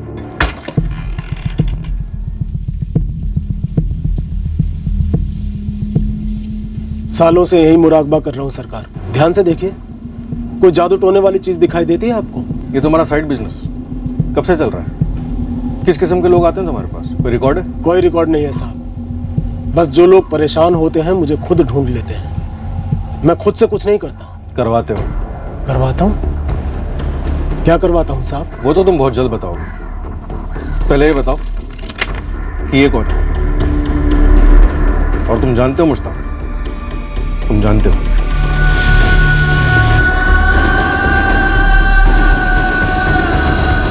सारे जिले के, बाहर के भी हर मुमकिन हिस्ट्री शीटर्स को खंगाला गया जिस पर कभी कत्ल का चार्ज लगा हो, पर हमारे हाथ कुछ नहीं लग रहा था। केस से जुड़े हर सस्पेक्ट पर कड़ी नजर रखी जा रही। हर गुजरते दिन के साथ हमारा मुश्ताक पर शक और गहरा होता जा रहा था, पर आफरीन के कत्ल का मकसद सामने नहीं आ रहा था। मैडम, अपनी लिस्ट के हर बंदे को, हर बंदी को अंदर बाहर खंगाला, लेकिन आफरीन को मारने के बाद किसका फायदा होने वाला था ये पता नहीं चल पा रहा है। कहीं ऐसा तो नहीं कि बच्ची ने कुछ देख लिया था या कुछ सुन लिया था जिससे किसी का नुकसान होता, खतरा होता, मतलब लफड़ा, अफेयर वगैरह? अशफाक, इस किस्म का खतरा तो सिर्फ हसीना को हो सकता है। भला मुश्ताक को अपनी ही सगी बेटी से क्या खतरा हो सकता है? कहीं ऐसा तो नहीं कि हसीना का अपने ही पड़ोसी इब्राहिम के साथ कुछ चल रहा हो? मुझे भी तगड़ा वाला डाउट है इस इब्राहिम पे। उसका पूरा चिट्ठा निकाल लिया। बंदा कारपेंटर है, कोई उसकी खुद की दुकान नहीं है मैडम, बस वो वहाँ काम करता है। एक तरीके का दिहाड़ी मजदूर समझ लीजिए। ऐसे बंदे के घर के बाहर सीसीटीवी कैमरा कुछ अजीब नहीं है? अशफाक, एक और चीज अजीब है कि ठीक कत्ल के वक्त इब्राहिम के घर के बाहर का सीसीटीवी कैमरा ऑफ हो जाता है। मैडम, 2 जोड़े हैं, मुश्ताक हसीना, इब्राहिम नाजिया, इनके बीच क्रॉस कनेक्शन हुआ होगा। कहीं शक के मारे तो नहीं इब्राहिम ने इतना खर्चा उठाकर अपने घर के बाहर सीसीटीवी लगवाया?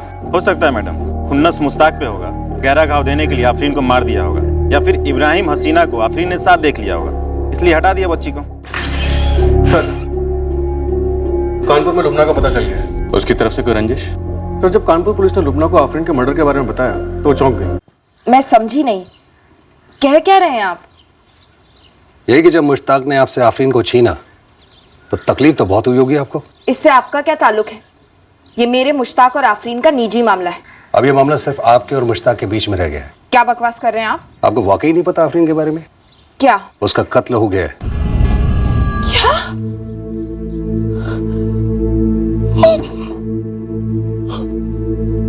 अल्लाह, मेरे बच्चे कैसे हुआ? नहीं किया। 1 हफ्ता हो चुका है इस बात को। कहीं आपने तो नहीं भेजा था किसी को वहां पर? 6 साल हो गए। उस कमीने मुश्ताक ने मेरी बेटी से मुझे फोन पे भी बात तक नहीं करने दी।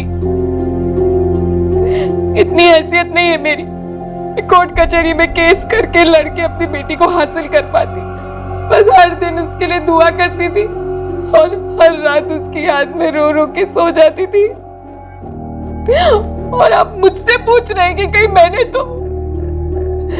और 1 हफ्ता हो गया, अभी तक मुश्ताक ने एक बार भी मुझे फोन करके बताया भी नहीं। अगर बोझ बन गई होती तो कह देता मुझसे, मैं खुद जाकर ले आती। उसे जान से मारने की क्या जरूरत थी? साहब ये उसी ने किया है।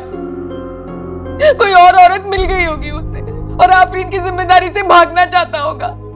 तो कौसर की तरह लुबना भी मुश्ताक का ही नाम ले रही है। कौसर के दोनों बेटे यूसुफ और अफजल, दोनों को जौनपुर पुलिस ने पकड़ा और खूब तोड़ा। सर, यूसुफ और अफजल को रात भर तोड़ा, लेकिन दोनों लड़के यही कहने कि इसमें उनका कोई हाथ नहीं है। ये भी अपने बाप मुश्ताक पर ही उंगली उठा रहे हैं। शायद कौसर ने अपने बेटों से नहीं बल्कि किसी और से ही काम करवाया हो। सर, कौसर के कॉल रिकॉर्ड स्कैन किए मैंने, सब कुछ क्लीन है सर। उसका कोई इन्वॉल्वमेंट नजर नहीं आता। सर, मुश्ताक की दोनों एक्स बीवियां लुबना और कौसर भी मुश्ताक की करण बीवी हसीना की तरह ही मुश्ताक का ही नाम ले रही है। हसीना ने आफरीन को भेजा दरवाजा खोलने के लिए और आफरीन मारी गई। अब सवाल यह है कि क्या टारगेट आफरीन थी या फिर टारगेट हसीना थी और आफरीन गलती से मारी गई? सर, अगर हम ये मान के भी चलें कि आफरीन गलती से मारी गई तो टारगेट हसीना थी, क्योंकि वो दरवाजे पर मिली नहीं, इसलिए कातिल ने हड़बड़ाहट में या फिर गुस्से में बच्ची को मार डाला। मुश्ताक को शक था कि हसीना और परवेज का चक्कर है, तो हो सकता है मुश्ताक ने किसी को भेजा हो हसीना को मारने के लिए और कातिल चूक गया और उसने गलती से आफरीन को मार दिया। सर, हाजिर रुमाल से चेहरा ढकने वाला शख्स ही इस राज पर से पर्दा उठा सकता है कि आफरीन को किसने और क्यों मार डाला। शाहिद को हम 2 दिन के लिए ऑब्जर्वेशन में रखेंगे। अगर उसका ये डिप्रेशन या मायूसी और बढ़ने लगी तो हमें उसे हेवी डोज देने होंगे। ऐसा क्या है जो उसे अंदर ही अंदर खाया जा रहा है, वो बता भी नहीं रहा। ऐसी क्या बात है जो उसे परेशान कर रही है? क्या आपको इसके बारे में कुछ पता है? मुझे कुछ पता नहीं डॉक्टर साहब। दवाई का टाइम हो गया है शायद। ये ले लो।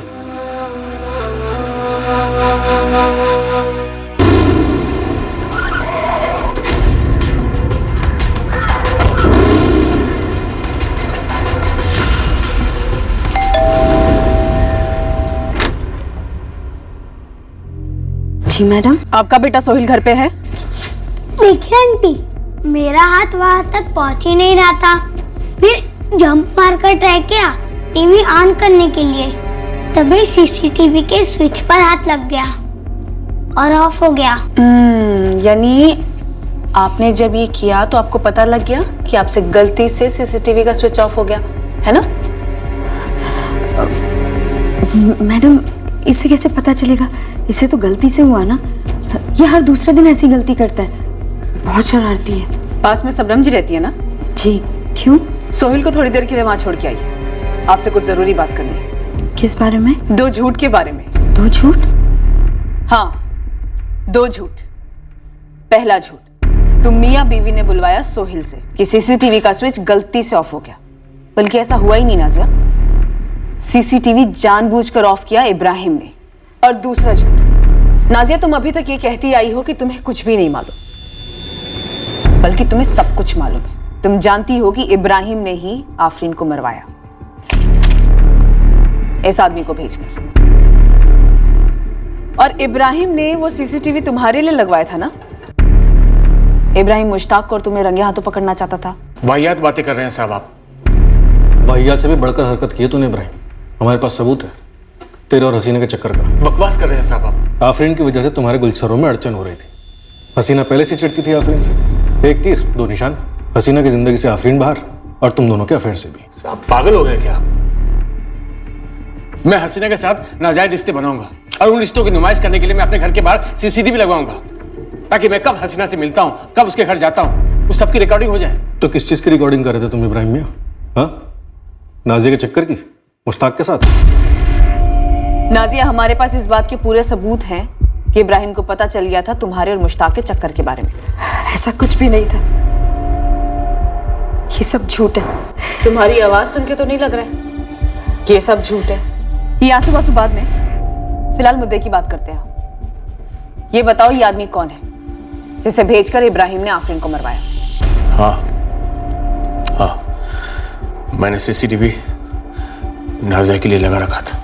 शक था मुझे नाजिया पर, क्यों किसी के साथ जाती है, कोई आता है उससे मिलना। मतलब मुश्ताक? मुश्ताक ही है ना वो सर?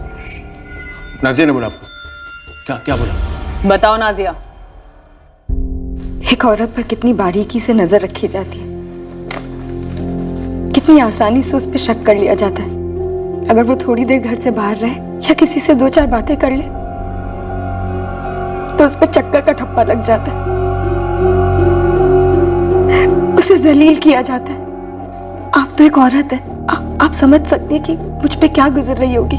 इस वक्त मैं एक पुलिस ऑफिसर हूं नाजिया, मुझे ये जानने में रत्ती भर भी इंटरेस्ट नहीं है कि तुम पे क्या गुजरी थी। फिलहाल मुझे ये जानना है हुआ क्या था, सच क्या है? सच ये है, पूरी वफादारी के बावजूद, पूरे प्यार के बावजूद मेरा शौहर मुझ पे शक करता है, और उसी शक की वजह से इब्राहिम ने आफरीन को मार डाला। मैं नहीं जानती इब्राहिम ने क्या किया है, पर बस इतना जानती हूँ कि वो सीसीटीवी रोज मेरी इज्जत को ठेस पहुंचाता है।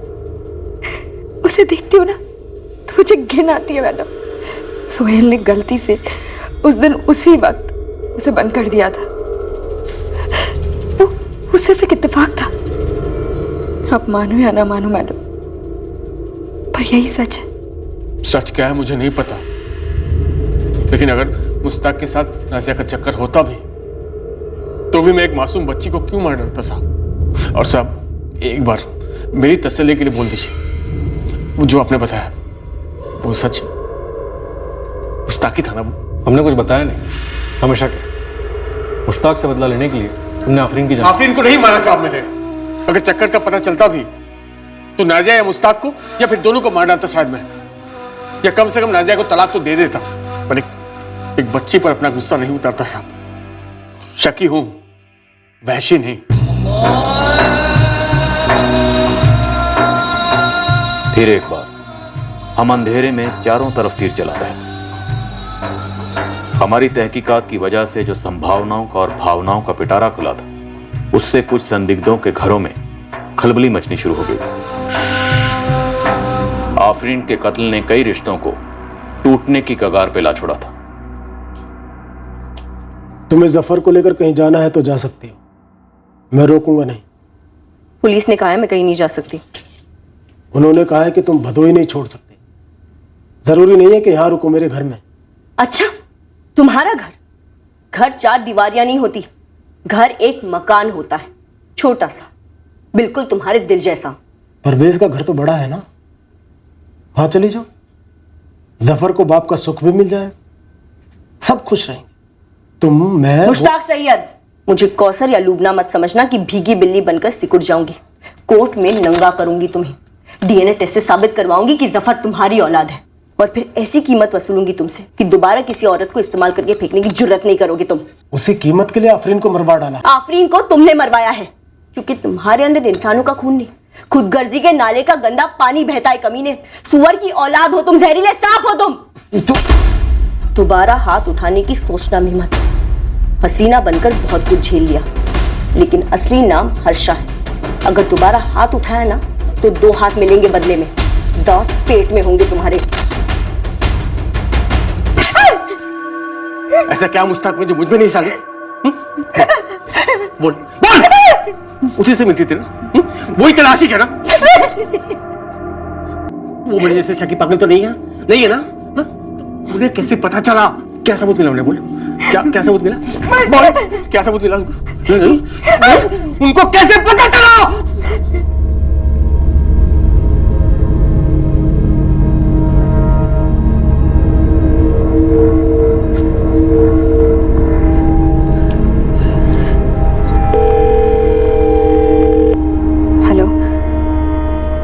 मैडम नाजिया बोल रही हूँ। तुम्हारे ही फोन का वेट कर रही थी मैं नाजिया, अब तो सच बोलोगी? मैडम सच आप पता कीजिए, बस मेरी एक बात सुनिए। हाँ सुन रही हूँ। मुश्ताक के साथ मेरा कोई चक्कर वक्कर नहीं था, बल्कि वो मेरा फायदा उठा रहा था। कैसा फायदा? मेरे शौहर का काम ठीक नहीं चल रहा था, बहुत तंगी थी, घर में हर वक्त मायूसी रहती थी। ये कुछ 7-8 महीने पहले की बात है। दिल हल्का करने के लिए मैंने ऐसे ही एक बार मुश्ताक को अपने घर की हालत बता दी, तो उसने कहा कि वो मुराकबा करेगा और तावीज़ देगा, जिससे हमारी सारी तकलीफें दूर हो जाएगी। मुश्ताक पर भरोसा ना करने जैसी कोई बात ही नहीं थी मैडम। मुश्ताक भाई कहती थी मैं उन्हें।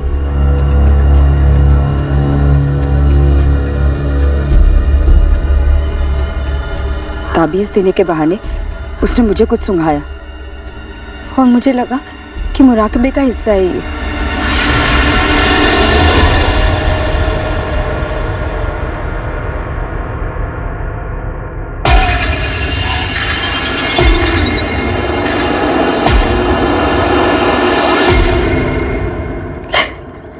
रेप किया उसने तुम्हारा? नाजिया, देखो नाजिया, डरो नहीं, बोलो। जी मैडम, बेहोशी में फायदा उठाया और जब होश आया तो उसने मुझे धमकी दी। वीडियो बनाया? उसने बोला कि वीडियो बनाया, पर मैंने तो देखा नहीं।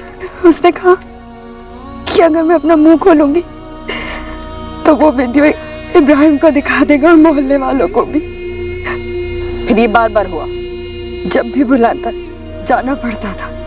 नाजिया, तुम हमारे पास आती, एक बार हमसे शिकायत करके तो देखती, खाल उधेड़ देते हम उसकी, और साथ में मेरी इज्जत भी उतरती।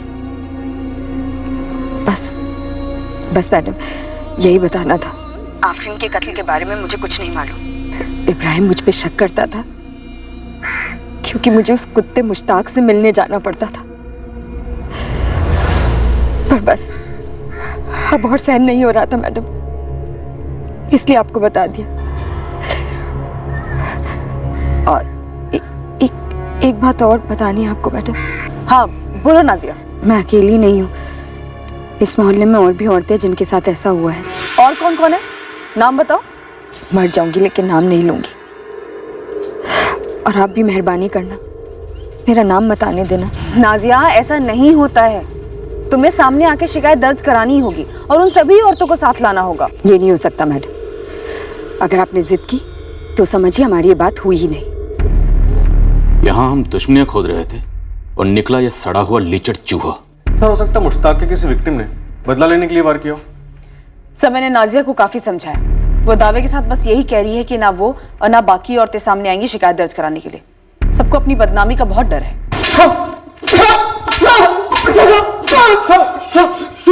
जी तो कहता तेरी बच्ची के कत्ल के लिए तेरे खिलाफ ही चार्जशीट फाइल कर दूं।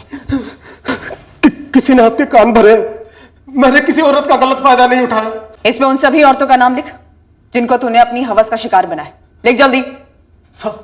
ये मेरे खिलाफ कोई खतरनाक साजिश है। मैंने किसी औरत का गलत फायदा नहीं उठाया, जो मैंने किया ही नहीं उसके लिए मेरी बच्ची को सजा क्यों भुगतनी पड़ी?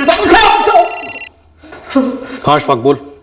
साहब दिमाग के डॉक्टर हैं डॉक्टर नरेश पुरी, उनके क्लिनिक में एक छोटा सा वार्ड भी है। शाहिद सिद्दीकी वहीं एडमिट है। कौन है शाहिद सिद्दीकी? बिजली विभाग में क्लास 3 रैंक का कर्मचारी है। ये शाहिद का क्या लेना देना आफरीन के मर्डर से? शायद इसी ने मर्डर किया साहब। उस क्लिनिक में एक अटेंडेंट है रौनक सिंह, मेरा दोस्त है, उसने टिप दी। अशफाक भाई सुनो तो, आज जब मैं शाहिद सिद्दीकी के कमरे में उसे दवाई देने गया तो वो नींद में कुछ कुछ बड़बड़ा रहा था। माफ कर दो अल्लाह, गलती को माफ कर दो अल्लाह, रहम कर दो, मुझसे बहुत बड़ा गुनाह।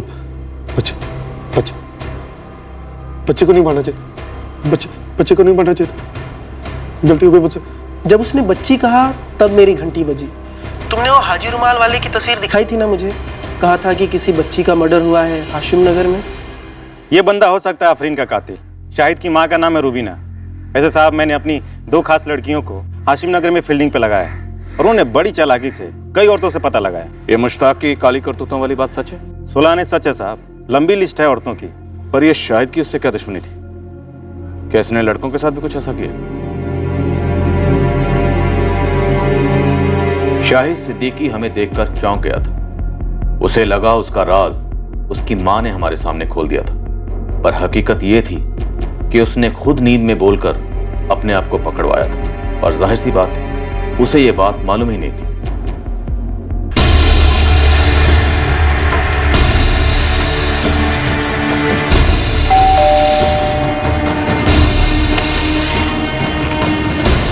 ये कौन सा है?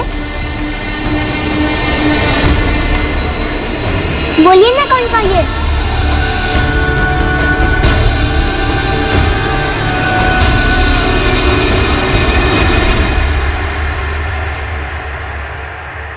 क्यों शाहिद, किस बात का गुस्सा निकला आफरीन पर?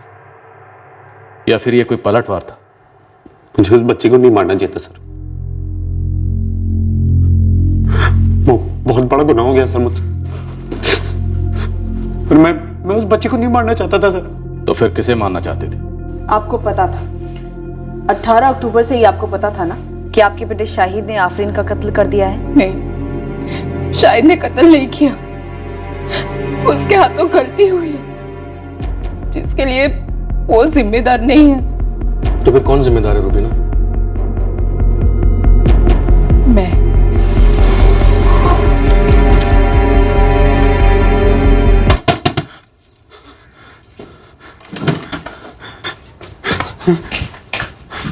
शाहिद, क्या हुआ तुझे?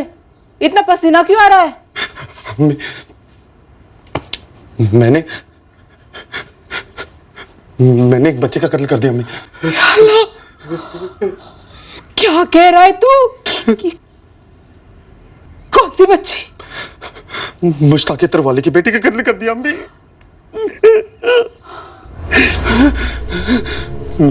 मैं मुश्ताक को मारने जा रहा था, उसके घर के तो दरवाजा उसकी बेटी ने खोला। पता नहीं क्या हुआ मुझे, और मैंने उसको ही मार दिया अम्मी। मैंने उस छोटी सी बच्ची को मार दी। ये सब मेरी वजह से हुआ है मैडम। मुश्ताक ने आपका भी बलात्कार किया? मुश्ताक ने धोखे से ताबीज के बहाने मेरा फायदा उठाया था।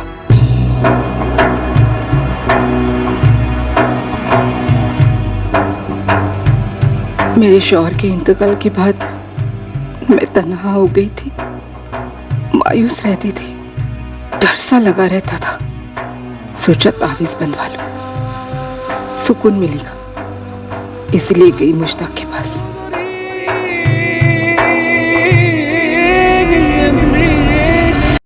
पहली बार में ही उसने अपनी चाल चली। फिर धमकी दी, बार बार इस्तेमाल किया? झूठ नहीं बोलूंगी, उसके बाद दरअसल जो भी हुआ वो मेरी मर्जी से हुआ। अकेली थी, मेरी भी कुछ जरूरतें थी जो मुश्ताक से पूरी हो रही थी, पर शायद ये सब बर्दाश्त नहीं कर पाया।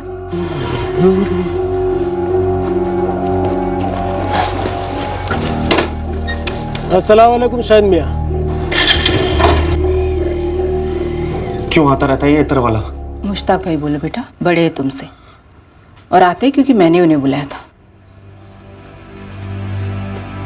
क्यों?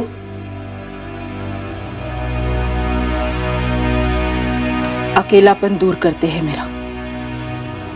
दोस्त है मेरे। आशिक है? अम्मी से ऐसे बात करते हैं? आशिक है? हाथ मुंह धो लो, मैं रोटी बनाती हूँ। अब्बू को गुजरे 2 साल में नहीं हुए अम्मी। तू नहीं समझेगा, किसी के साथ रहकर भी इंसान सालों साल अकेला हो सकता है। अरे इज्जत विज्जत भी कुछ चीज है या नहीं है अम्मी? और क्या वो निकाह करेगा तुमसे? शादीशुदा है, 1 से ज्यादा बार शादियां कर चुका है अम्मी, उसकी भी गम बनोगी तुम? ये सब ऐसे ही चलता रहेगा? बोलो अम्मी। मुझे कुछ नहीं बोलना। तुम नहीं बोलोगी तो जमाना तो बोलेगा, और बोलेगा नहीं थूकेगा अम्मी। ना अम्मी मिलना मन कर रही थी, और ना मुश्ताक। मैंने उसको भी समझाने की कोशिश की थी। मुश्ताक भाई, आज के बाद आप हमारे घर नहीं आएंगे। शाहिद मियां, अभी तुम छोटे हो। चुप, मना कर दिया ना आपको। अम्मी है वो मेरी, इज्जत है उनकी और मेरी भी इज्जत है, समझे आप?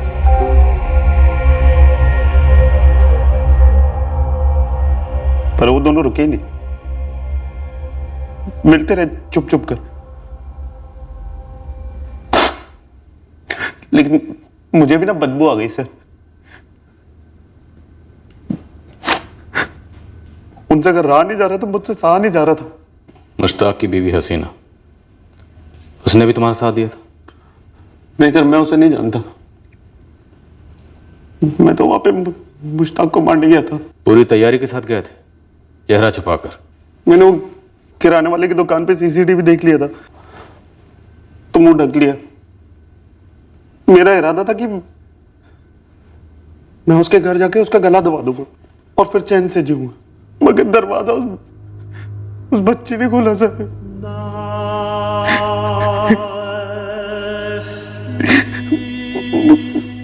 मेरे अंदर इतना गुस्सा भरा होता कि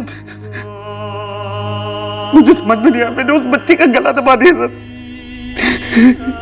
मैं वहां पर मुश्ताक को मारने गया था सर। मैं मुश्ताक को मारना चाहता था, बच्ची को नहीं मारना चाहता था। उससे क्या होता?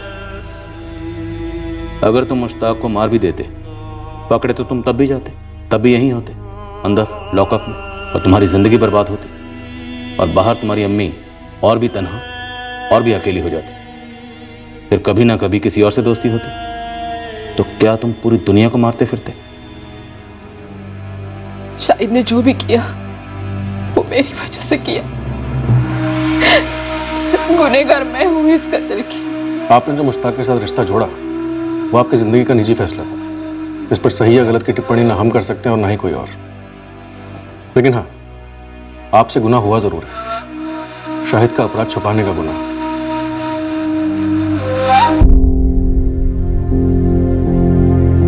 मैं अपनी चीजें लेने के लिए आज शाम को या कल सुबह तक किसी को भेज दूंगी। मत जाओ हसीना, मुझसे गलती हो गई। मुझे तुम पर इल्जाम नहीं लगाना चाहिए था। ताज्जुब होता है मुझे मुश्ताक, 3 औरतें जिसमें एक मैं भी शामिल हूँ कैसे तुम्हारे चंगुल में फंस गई। लेकिन अब पता चल रहा है ऐसी कई सारी औरतें थी। खैर, हम तो अपने आप को संभाल लेंगे, लेकिन एक बात तुम हमेशा याद रखना कि तुम्हारी जान आफरीन के कत्ल के जिम्मेदार तुम खुद हो। उस मासूम की जान तुम्हारी करतूतों की वजह से गई है, और इस बात की सजा तुम्हें कानून दे या ना दे, अल्लाह मियां जरूर देंगे। मोहल्ले की एक भी औरत मुश्ताक के खिलाफ शिकायत करने के लिए सामने नहीं आई। हम उसके खिलाफ कोई केस नहीं बना पाए, और कुछ दिनों बाद हमें पता चला कि मुश्ताक को उसके मोहल्ले वालों ने घर और दुकान बेचकर वहां से जाने के लिए मजबूर कर दिया।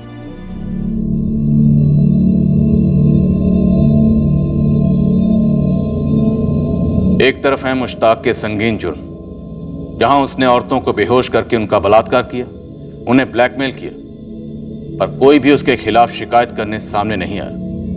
सभी विक्टिम्स के अपने अपने डर थे, और उन सब ने उस डर के साथ जीने का फैसला कर लिया था। अगर आज के दौर के बारे में सोचें तो एक नामचीन हॉलीवुड प्रोड्यूसर के कुकर्मों के खुलासे के बाद सोशल मीडिया पर मी टू कैंपेन ने आग लगा दी, जिसमें दुनिया भर की लाखों औरतों ने अपने साथ हुए सेक्सुअल हैरेसमेंट को बयान किया। सालों से, पीढ़ियों से औरतों की चली आ रही चुप्पी और डर मुश्ताक जैसे वहशी लोगों का हौसला बढ़ाती रही। और यह भी सच है कि ऐसे वहशी दरिंदों की करतूतों को जानने के बाद भी कई औरतें और मर्द उसके खिलाफ खड़े नहीं होते, गुनहगार को एक्सपोज नहीं करते। इस केस की दूसरी तरफ है एक जवान आदमी, जिसे अपनी मां के इस फैसले से एतराज था कि उसकी मां अपने अकेलेपन और जिस्मानी जरूरतों को पूरा करने के लिए किसी मर्द से रिश्ता जोड़ रही थी। वो मर्द मुश्ताक ना भी होता तब भी शाहिद की प्रतिक्रिया वही होती। शाहिद, जरूरत है हम सभी संयम और मैच्योरिटी से काम लें, ताकि जज्बातों पर काबू रखा जाए, उन्हें उमड़कर जुर्म का लावा ना बनने दिया जाए। अगले हफ्ते फिर मिलेंगे एक नए केस के साथ क्राइम पेट्रोल सतर्क में। जय। इस तरह के और भी एपिसोड देखने के लिए हमारे चैनल को सब्सक्राइब करें और बेल आइकन दबाना ना भूलें।